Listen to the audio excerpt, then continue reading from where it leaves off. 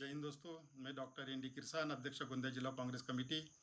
दोस्तों, आज हम बात करेंगे सुदर्शन न्यूज चैनल के सांप्रदायिक जहर फैलाने वाले शो पर सुप्रीम कोर्ट की रोक। दोस्तों, सुदर्शन न्यूज चैनल के प्रधान संपादक सुरेश चौहान के ने अपने शो का एक ट्रेलर ट्वीट किया #UPSC जिहाद, और उसने दावा किया कि सिविल सेवाओं में मुसलमानों की घुसपैठ का पर्दाफाश उसने किया है। इस वीडियो में उसने जामिया मिलिया कोचिंग अकादमी से पास होकर यूपीएससी क्लियर करने वाले छात्रों को जामिया के जिहादी बताया था। दोस्तों, मैं बता देना चाहता हूं कि ये जामिया मिलिया इस्लामिया विश्वविद्यालय की स्थापना 1920 में अलीगढ़ में हुई थी। उसके बाद इस विश्वविद्यालय का स्थलांतरण 1935 में दिल्ली में किया गया था। इस विश्वविद्यालय में यूनिवर्सिटी ग्रांट कमीशन के माध्यम से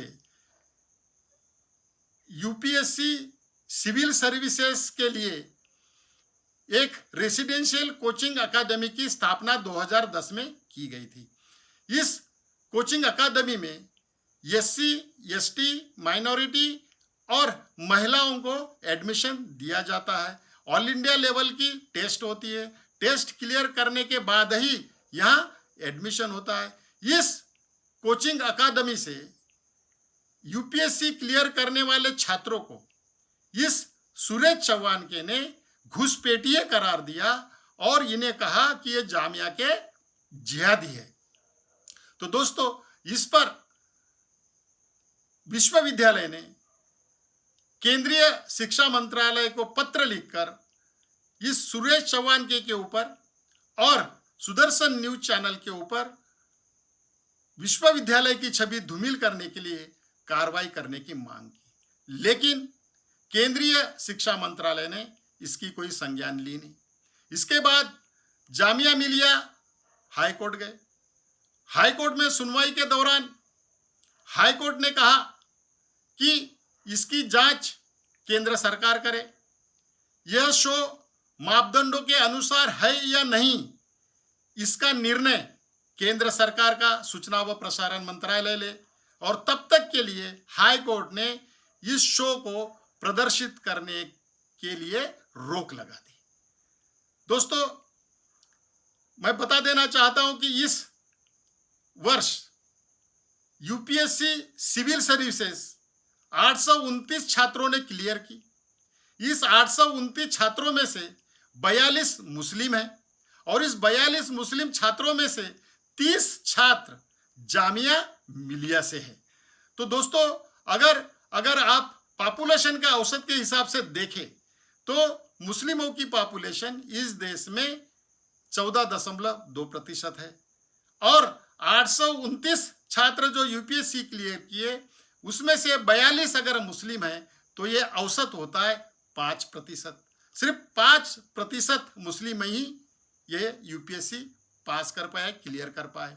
फिर भी यह सुरेश चौहान के उनको घुसपैठिए बता रहा है और जिहादी बता रहा है। और इस यूपीएससी जो यह एग्जाम कंडक्ट करती है, बरसों से कंडक्ट करते आ रही है, और ये सिविल सर्विसेज की एग्जाम देश को आज़ादी मिलने के पहले से चलते आ रही है। किसी ने भी इसके ऊपर अभी तक ऑब्जेक्शन उठाया नहीं। जो छात्र उत्तीर्ण नहीं हो पाते, जो छात्र फेल हो जाते हैं, उन्होंने भी कभी इस एग्जाम पर या यूपीएससी पर किसी भी प्रकार का आक्षेप लिया नहीं, किसी भी प्रकार के सवाल उठाए नहीं। इसके बावजूद इस सुरेश चौहान के ने इसके ऊपर आक्षेप उठाए। उसने इसमें और भी भ्रम फैलाने का काम किया। उसने अपने शो में कहा है कि मुस्लिमों को बाकी लोगों से ज़्यादा अटेम्प्ट दिए जाते हैं, उनकी आयु सीमा भी बढ़ा दी गई है। दोस्तों, सच्चाई ये है कि जो अटेम्प्ट्स होते हैं यूपीएससी सिविल सर्विसेज की एग्जाम में बैठने के लिए, वो अटेम्प्ट बैकवर्ड क्लास के लिए ज़्यादा होते हैं, मुस्लिमों के लिए नहीं। यहाँ धर्म के आधार पर कोई सहूलत नहीं दी जाती, यह सहूलत दी जाती है बैकवर्डनेस के आधार पर। और जो आयु सीमा में जो भी छूट है वो भी बैकवर्ड क्लास से कैंडिडेट को मिलती है। लेकिन यहाँ पर सुरेश चौहान के ने वहां पर भी भ्रम पैदा करने का काम किया है। दोस्तों, ये सुरेश चौहान के जो है ये आरएसएस का आदमी है। आयु के 3 वर्ष से ही ये आरएसएस से जुड़ा हुआ है। सुरेश चौहान के इसके छात्र जीवन में यह एबीवीपी का भी कार्यकर्ता रहा है। एबीवीपी यह संगठन आरएसएस और भारतीय जनता पार्टी का छात्र संगठन है और इसका एजेंडा और भारतीय जनता पार्टी का आरएसएस का एजेंडा एक है। आपको ज्ञात होगा कि भारतीय जनता पार्टी, आरएसएस और ऐसे गोदी मीडिया चैनल्स ये एक ही एजेंडा चलाते हैं, हिंदू मुस्लिम का, भारत पाकिस्तान का। मुस्लिम और हिंदुओं में ध्रुवीकरण करने का काम करते, जहर फैलाने का काम करते, सांप्रदायिक जहर फैलाने का काम करते हैं और हिंदुओं के दिल में मुस्लिमों के बारे में नफरत फैलाने का काम करते हैं और इसी तरह ये लोग सत्ता में बने रहना चाहते हैं। दोस्तों, ये केंद्र सरकार के सूचना व प्रसारण मंत्रालय ने किसी भी प्रकार की जांच की नहीं। यह शो मापदंडों में बैठता या बैठता नहीं, इसकी भी जांच नहीं की और सीधे तरह से यह शो को प्रदर्शित करने की परमिशन सुरेश चौहान के को दे दी। क्यों दे दी? जब हाईकोर्ट ने रोक लगा दी थी, स्टे दे दिया था, तो फिर केंद्र सरकार ने यह शो को चलाने की परमिशन क्यों दी? क्योंकि केंद्र सरकार भारतीय जनता पार्टी की सरकार है। भारतीय जनता पार्टी का एजेंडा, आरएसएस का एजेंडा और इस सुरेश चौहान के का और ये सुदर्शन न्यूज चैनल का एजेंडा जो है वो एक ही एजेंडा है, हिंदू मुस्लिम में ध्रुवीकरण पैदा करो, सांप्रदायिक जहर फैलाने का काम करो, तब हिंदू मुस्लिम अलग अलग रहेंगे। और भारतीय जनता पार्टी खुद को हिंदुओं की हितैषी बताती है, आरएसएस खुद को हिंदुओं की हितैषी बताती है, तो नेचुरली हिंदू के ज्यादा से ज्यादा वोट उनको मिलेंगे और हमेशा सत्ता में बने रहेंगे। यही इनका एजेंडा चलता रहता है। तो दोस्तों, जब शो प्रदर्शित करने की परमिशन केंद्र सरकार ने दे दी, तब इस सुरेश चौहान के ने कुछ शो चला भी दिए, लेकिन कुछ लोगों ने इसके ऊपर ऑब्जेक्शन लिया। इंडियन पुलिस एसोसिएशन ने भी इसके ऊपर ऑब्जेक्शन लिया। कुछ रिटायर्ड आईएएस आईपीएस अफसरों ने भी इसके ऊपर आपत्ति जाहिर की। फिर कुछ लोग सुप्रीम कोर्ट चले गए। सुप्रीम कोर्ट में जब सुनवाई हुई तो दोस्तों, सुप्रीम कोर्ट ने स्पष्ट रूप से कहा कि सुनवाई के बाद सुप्रीम कोर्ट के जस्टिस टीवाई चंद्रचूड़, इंदु मल्होत्रा और जस्टिस केएम जोसेफ के खंडपीठ ने शो पर रोक लगाते हुए यह कहा कि हम चिंतित हैं। जब आप कहते हैं जो विद्यार्थी जामिया का हिस्सा है वह घुसपैठिए है, तो हम यह बर्दाश्त नहीं कर सकते, यह सुप्रीम कोर्ट ने कहा। सुप्रीम कोर्ट ने और आगे कहा, देश के सर्वोच्च न्यायालय के रूप में हम आपको यह कहने की कतई अनुमति नहीं दे सकते। प्राथमिक तौर पर सुप्रीम कोर्ट को यह लगता है कि इस कार्यक्रम का मतलब मुस्लिम समुदाय को गाली देना और कपटी छलवाली मानसिकता के साथ उनकी ऐसी छवि बनाने की कोशिश है कि मुसलमान सिविल सर्विसेज में घुसपैठ करते हैं। तो इस तरह से सुप्रीम कोर्ट ने सरकार को भी और सुदर्शन न्यूज चैनल को भी फटकार लगाई और आगे सुप्रीम कोर्ट ने और कहा कि यह उन्माद फैलाने वाला कार्यक्रम है। किसी एक समुदाय को निशाना बनाना बर्दाश्त नहीं है।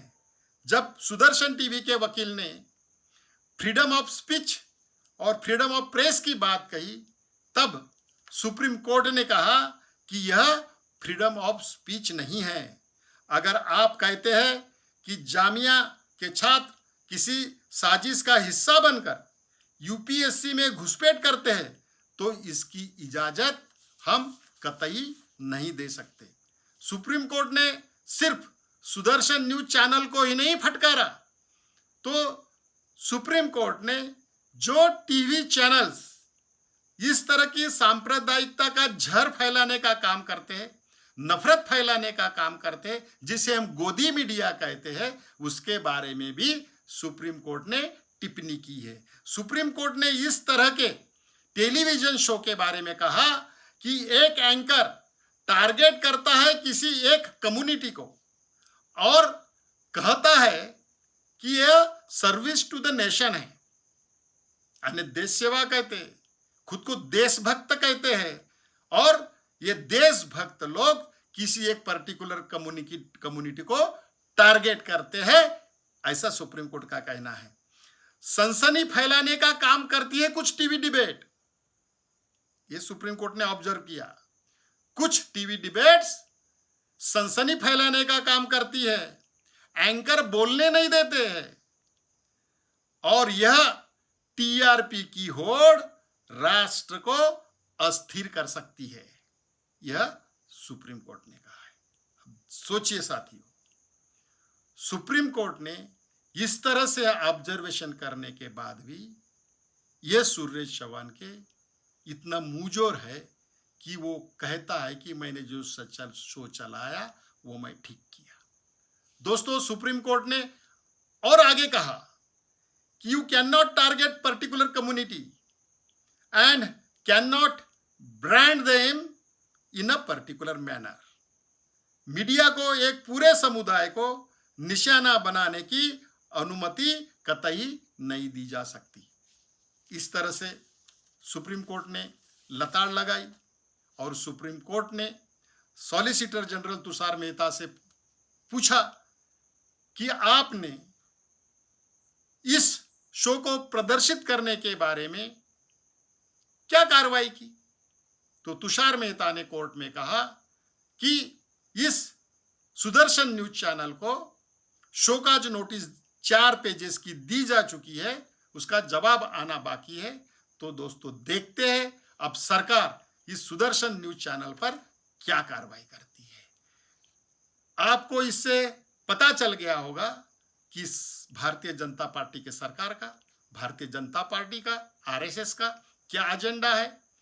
इस तरह के गोदी मीडिया के माध्यम से, इस तरह के टेलीविजन शो के माध्यम से समाज में ध्रुवीकरण फैलाने का काम करते, हिंदू मुस्लिम में रिफ्ट डालने का काम करते हैं, सांप्रदायिक जहर फैलाने का काम करते हैं, और इस तरह से खुद को हिंदू हितैषी बताकर हिंदुओं के दिल में मुस्लिमों के बारे में डर बिठाने का काम करते हैं और वोट बटोरने का काम ये लोग करते हैं। क्योंकि विकास के नाम पर चुन के नहीं आ सकते। इन्होंने जो भी वादे किए, कोई भी वादे पूरे नहीं किए। नोटबंदी की, काला धन वापस आएगा, कोई काला धन वापस नहीं आया। लोगों के खाते में 15-15 लाख जमा होंगे, इतना काला धन आ जाएगा, उतना तो आया नहीं, कुछ भी काला धन वापस नहीं आया।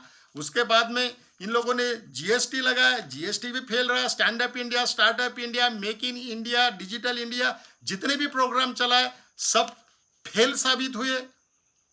इकोनॉमी इस देश की बर्बाद हो गई, अर्थव्यवस्था बर्बाद हो गई। अनियोजित ढंग से लगाए गए लॉकडाउन के वजह से भी अर्थव्यवस्था माइनस पे चली गई।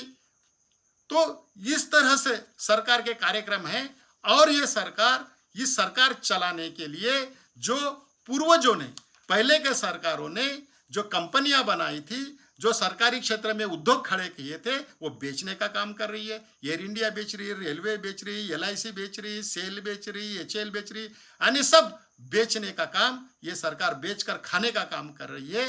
तो इसलिए लोगों का ध्यान इस पर न जाए, इसलिए किसानों के लिए भी उन्होंने ऐसे किसान विरोधी विधेयक पास कर दिए, 3 विधेयक, किसानों से न पूछकर, किसानों की कोई भी सहमति न लेकर।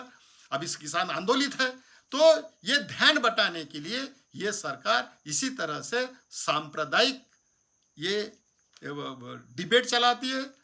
इस टीवी गोदी मीडिया के माध्यम से सांप्रदायिक जहर फैलाने का काम करती है और इन मुद्दों के ऊपर चुनाव लड़कर फिर से सत्ता में आना चाहती है। तो दोस्तों, यह वीडियो अगर आपको पसंद आया होगा तो ज़्यादा से ज़्यादा लोगों को आप शेयर कीजिए।